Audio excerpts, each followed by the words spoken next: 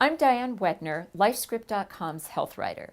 I'm at the Brain and Behavior Research Foundation's Mental Health Conference in Los Angeles, and I'm very happy to have the opportunity today to speak with Carrie Bearden, an associate professor in the departments of psychiatry and biobehavioral sciences.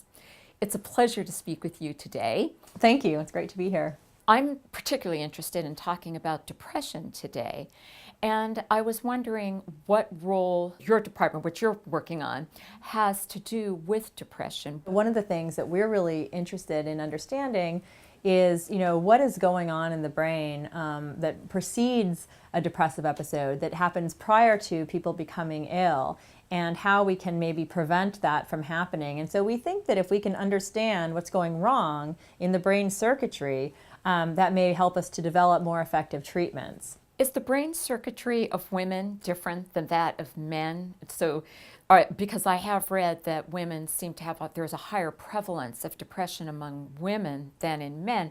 Why is that? That is a really, really important question. And yes, the prevalence of depression in women is about twice as high as the rate of depression in men. But what we think is that, there's a huge hormonal influence on depression. And so, what we see, and one of the things that's very interesting is actually the rates of depression in young children are actually very similar in boys and girls. But what happens in adolescence is that starts to shift, and then they become disorders that are much more common in girls than boys right around the time of puberty.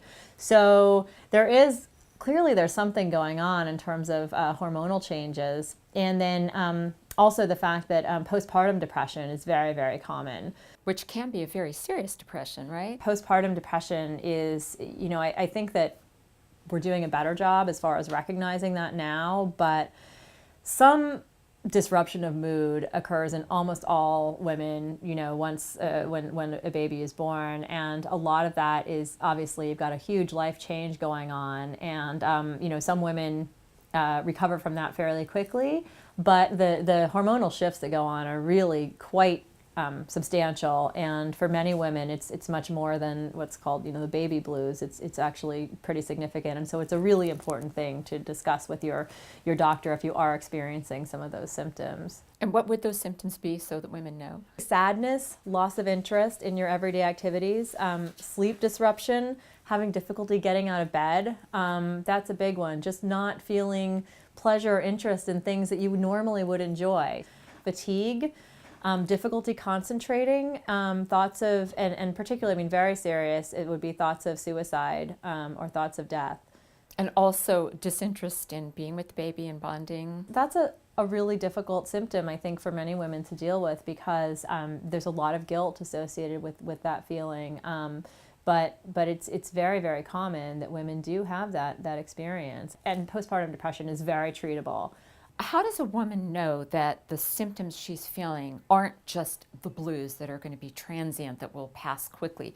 When you start experiencing problems in your functioning, so your everyday functioning, if you're unable to do your household chores, you're unable to get out of bed in the morning, you don't feel like going to school or going to work, you don't feel like seeing friends, all of those things, those are really signs that you need to get help. Thank you, Dr. Bearden, so much for imparting in such a way that we can all understand a subject matter that does affect so many lives.